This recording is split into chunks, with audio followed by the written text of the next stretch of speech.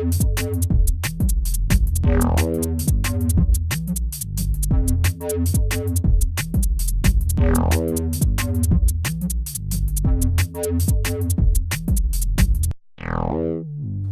I'm Bobby Rio, I'm back with Rob, and this is the final of the 3 myths that we wanted to sort of crush, stamp out like little ants that are corrupting guys, having them text all these wrong things to girls. And if you're one of the guys watching this, I feel you, because I was there for a really long time.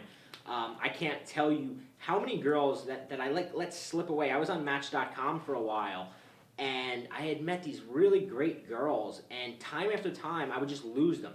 They would like my profile, we'd meet in person, we'd go on a date, we'd have a good time, and I never got that second date, and I couldn't figure out why. And then I realized that I was just, everything that I achieved in that first meeting, I was killing over text. And luckily, Rob here slapped me in the face and kind of woke me up and kind of set me on the right track, and now we want to do the same for you. So let's talk about the final myth that is crippling your texting skills, and that is all about how you're asking a girl out on a date. And there's a few reasons that you want to pay really close attention to what we're about to say, because there's a few sort of hidden reasons why this is so effective and why you want to listen to us. So Rob, let's let you take over for a minute. Well, again, this goes back to the intuitive approach. Most guys take the intuitive approach, which is the wrong approach in the situation, whereas they approach setting up a date like this is still the 1950s or the 1960s, where it's like you need a formal invitation and you need to set up the date a couple days in advance, and it has to be this big elaborate thing. Even guys that just take girls out for drinks or whatever, they usually think, oh, I should give her a heads up, I should text her a couple days out in advance, I should, make some plans, I should make all this effort. And really, I mean, again, if this is your girlfriend or this is someone you're dating for a long time, make the effort. That's great. I have no problem, with romance and guys putting in the effort to set up a great date. But if this is a girl that you don't know that well, or you've only been on like 1 or 2 dates with her, and you start putting in that kind of effort, again, you're already coming from this in the wrong headspace. You're already looking at this from the wrong mindset.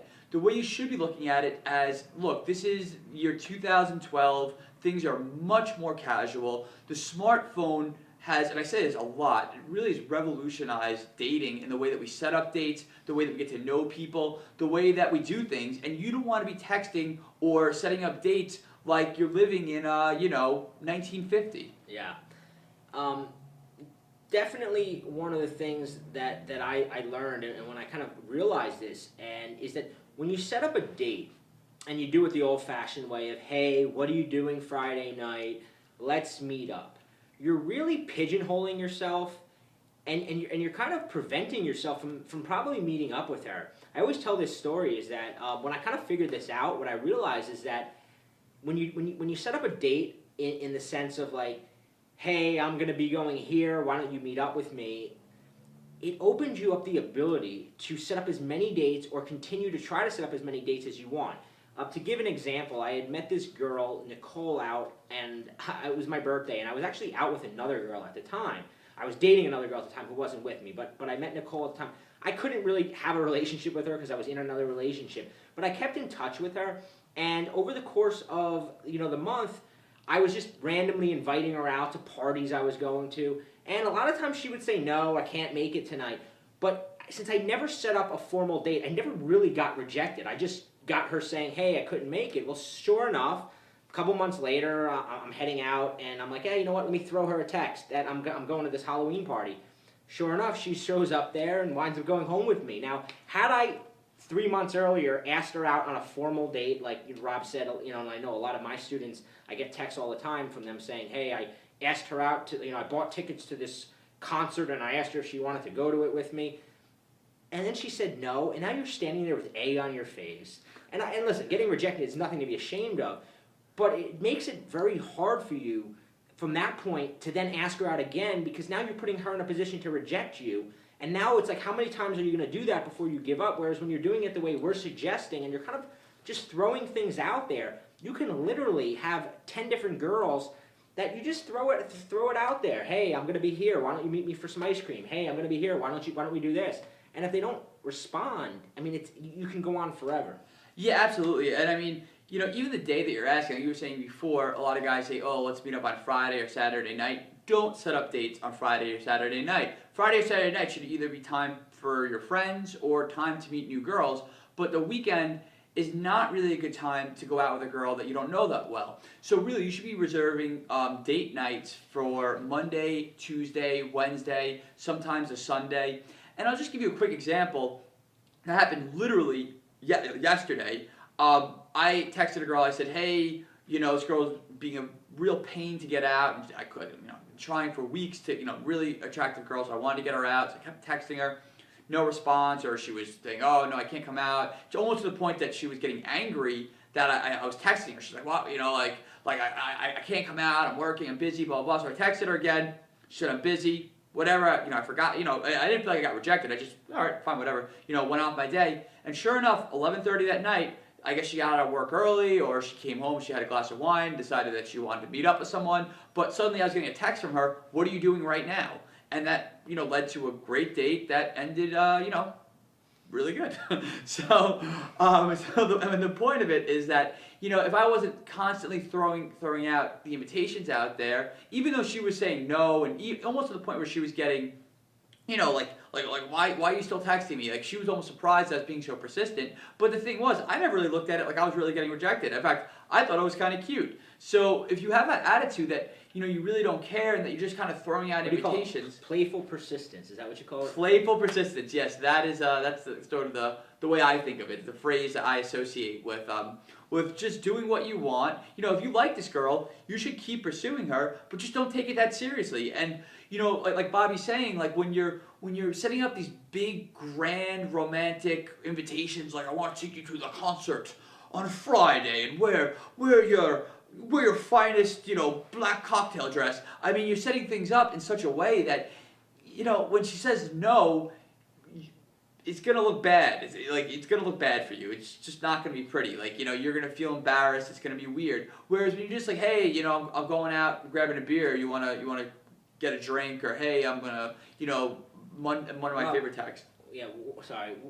One of the things I think that I really want to nail home for you guys is that women, there's the idea of attraction isn't black or white, and that women's feelings change from moment to moment. They're a lot like guys. Whereas if a girl catches me on the right day, as opposed to the wrong day, like if a girl catches me on a day where I'm hard at work and I'm working on a new book, I'm in the middle of writing a book, and she calls me to meet her for drinks, I may just say no because I don't want to mess up my concentration.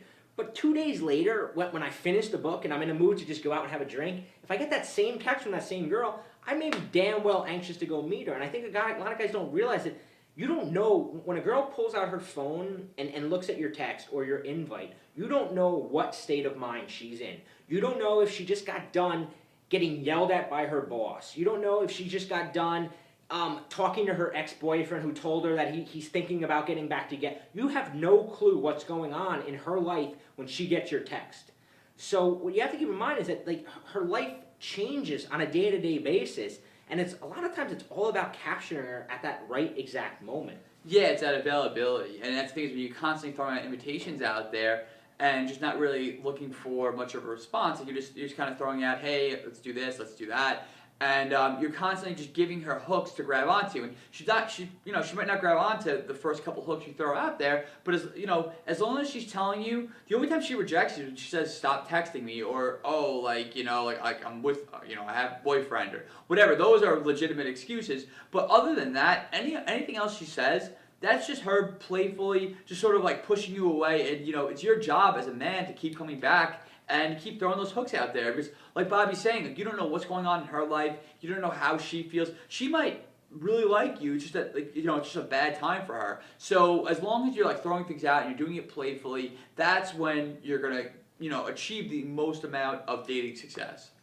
Yeah, and if you click the link below and you watch the video we put out where we talk about this key lock sequence that Rob kind of figured out, it really allows you to capitalize on this. And one of the great things, you know what, I'm going to let you describe the key lock sequence because, why should I take credit for it? You originated it, you taught it to me, I've used it and seen the results and love it, but you describe it better than I do, so go for it. Well, the key lock sequence came from a lot of trial and a lot of error. And a lot of error. You know, when I first moved to New York, I was getting a lot of phone numbers and I was not getting a lot of dates, and I was not really meeting up with these girls that I really liked. And it was frustrating, so I was just determined to figure this out. I just said, you know, I have to unlock this. So I tried everything. I tried all different combinations of text, all different types of text. You know, I read dating advice. I tried to text in there. I did all different types of stuff.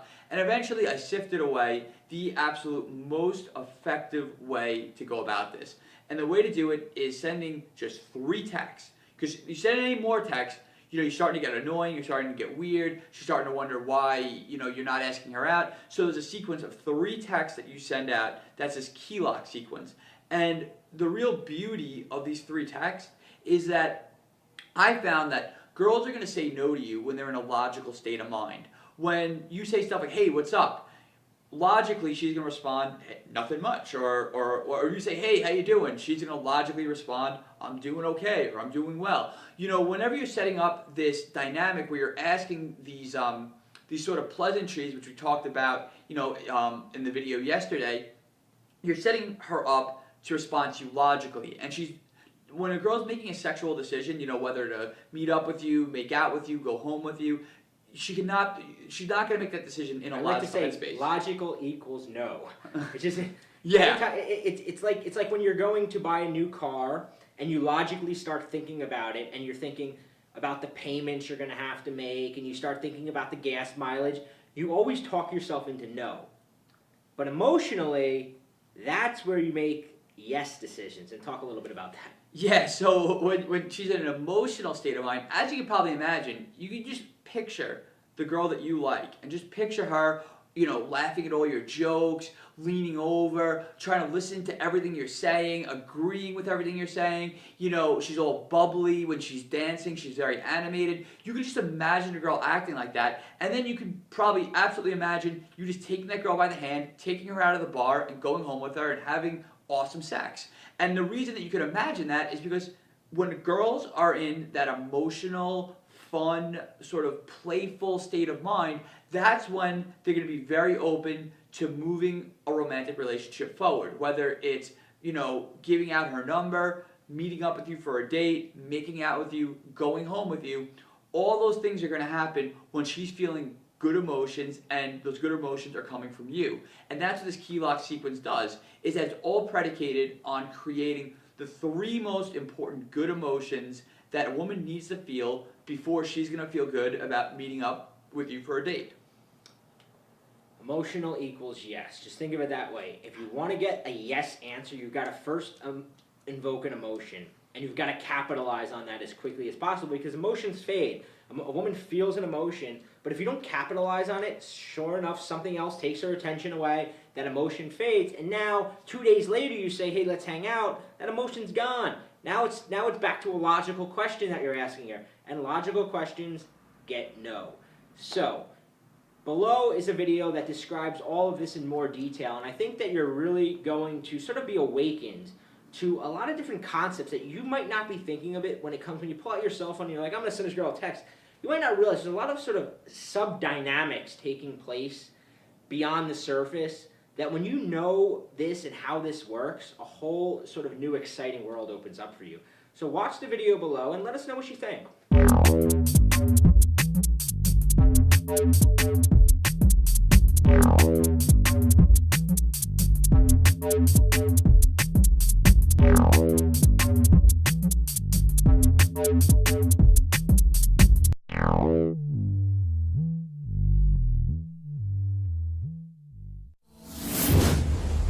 Visit our website at www.chickmagnetsecrets.com.